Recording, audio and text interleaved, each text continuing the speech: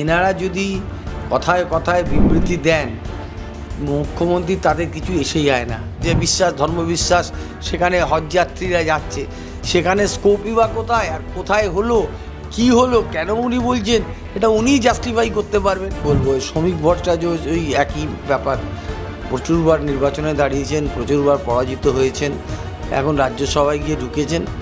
কারণ উনি একটা অভিযোগ করার ওনার একটা রেগুলার রুটিন হয়ে দাঁড়িয়েছে। মুখ্যমন্ত্রী আন্তরিকভাবে চেষ্টা করছেন যে যাতে কোনো জায়গায় কোনো অশান্তি গণ্ডগোল না হয়।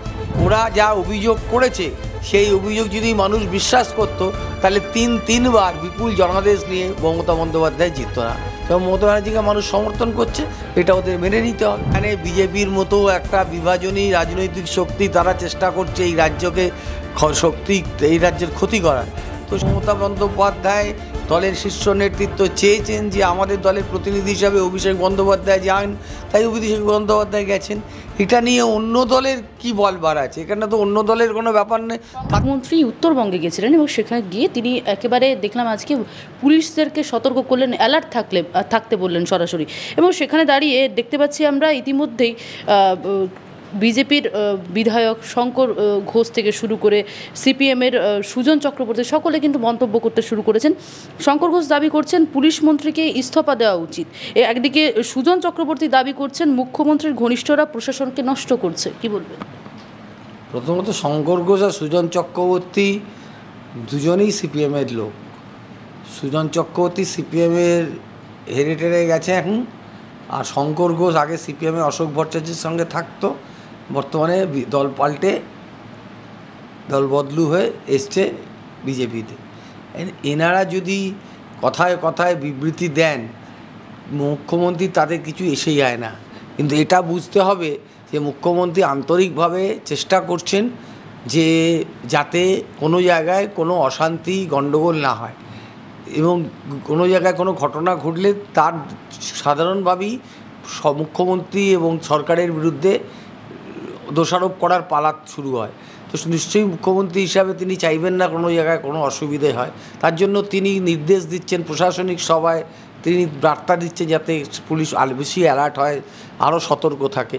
তো সেইটাকে নিয়ে কী কারণে ওরা এই ধরনের মন্তব্য করছেন, ওদের রাজনৈতিক বিরোধিতা করার জন্যই ওদের এই ধরনের আচরণ। এর পাশাপাশি জঙ্গিদের আটকানোর ক্ষেত্রে বা বহিরাগতদেরকে, তার পাশাপাশি যেহেতু বর্ডার এলাকা রয়েছে সেই জায়গাগুলি, সেখানে দাঁড়িয়ে শ্রমিক ভট্টাচার্য দাবি করছেন প্যান কার্ড এবং ভুয়ো আধার কার্ডের একেবারে কেন্দ্র হয়ে দাঁড়িয়েছে পশ্চিমবঙ্গ। কি বলবো শ্রমিক ভট্টাচার্য ওই একই ব্যাপার, প্রচুরবার নির্বাচনে দাঁড়িয়েছেন, প্রচুরবার পরাজিত হয়েছেন, এখন রাজ্যসভায় গিয়ে ঢুকেছেন। কারণ উনি একটা অভিযোগ করার ওনার একটা রেগুলার রুটিন হয়ে দাঁড়িয়েছে। কোথায় প্যান কার্ড জাল হচ্ছে, কোথায় আধার কার্ড জাল হচ্ছে, আর যদি জাল কোথাও হয় তার জন্য তো প্রয়োজনীয় ব্যবস্থা প্রশাসন এবং পুলিশ নিচ্ছে। অনেক সময় অনেক দুষ্কৃতকারী অপরাধ জগতের মানুষ আধার কার্ডকে জাল করেন বা প্যান কার্ডকে জাল করেন, তাদের নিজের নিজের স্বার্থ আছে।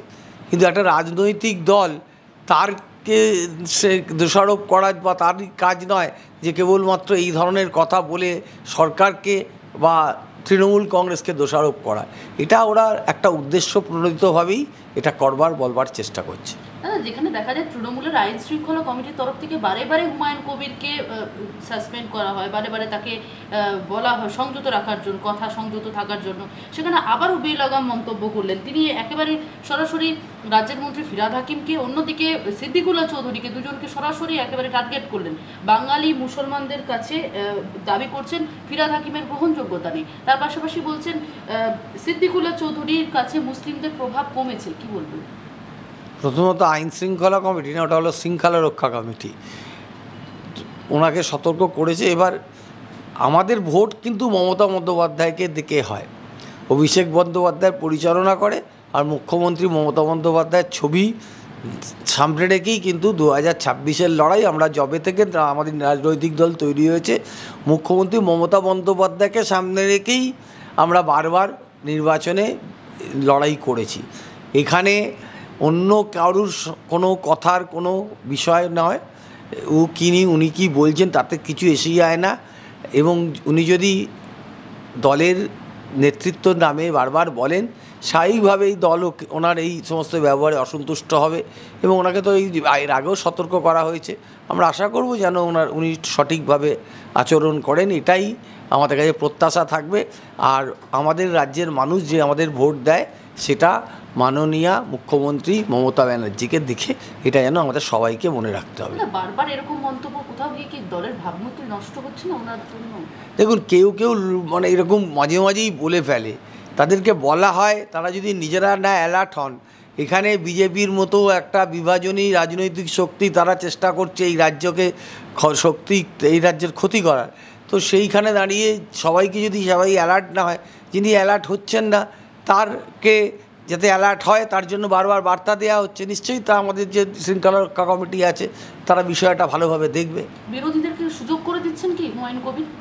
না, এখনও পর্যন্ত আমি তো বারবার বলছি যে কে কী বলল, কোথা থেকে, এদের কোনো কথার সাধারণ মানুষের কাছে কোনো দাম নেই। আপনি 4 দিন এইটা খবর করবেন না, দেখবেন এই রকম নাম কোনো আলোচনাই হচ্ছে না। দাদা, এর পাশাপাশি হজ নিয়ে বিস্ফোরক মন্তব্য করছে নওশাদ সিদ্দিকী। বলা হচ্ছে বাংলায় দুর্নীতি হচ্ছে হজ নিয়ে। নওশাদ সিদ্দিকী আজকে দাবি করলেন। আমি মানে দাবি তো অনেক কিছুই করতে পারে, তো উনি তথ্য দিয়ে দেখান না। একটা হজে যাত্রীরা তীর্থযাত্রা করতে যাচ্ছে, তাদের যে বিশ্বাস, ধর্মবিশ্বাস, সেখানে হজযাত্রীরা যাচ্ছে, সেখানে স্কোপই বা কোথায়, আর কোথায় হলো, কি হলো, কেন উনি বলছেন, এটা উনিই জাস্টিফাই করতে পারবেন।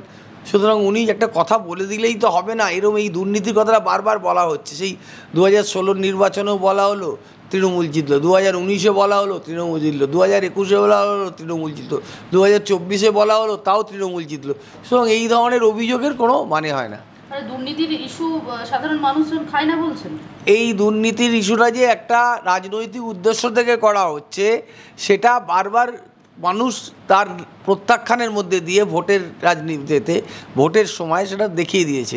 মমতা ব্যানার্জি সম্পর্কে এখনও পর্যন্ত ওরা যা অভিযোগ করেছে, সেই অভিযোগ যদি মানুষ বিশ্বাস করত, তাহলে তিনবার বিপুল জনাদেশ নিয়ে মমতা বন্দ্যোপাধ্যায় জিতত না। তো মমতা ব্যানার্জিকে মানুষ সমর্থন করছে, এটা ওদের মেনে নিতে হবে।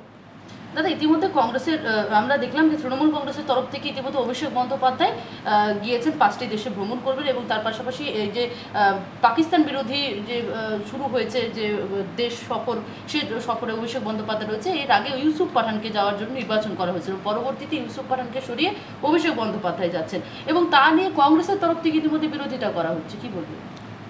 এবার আমাদের দল থেকে কে যাবেন এই কমিটিতে, এটা তো আমাদের দল থেকে ঠিক হবে।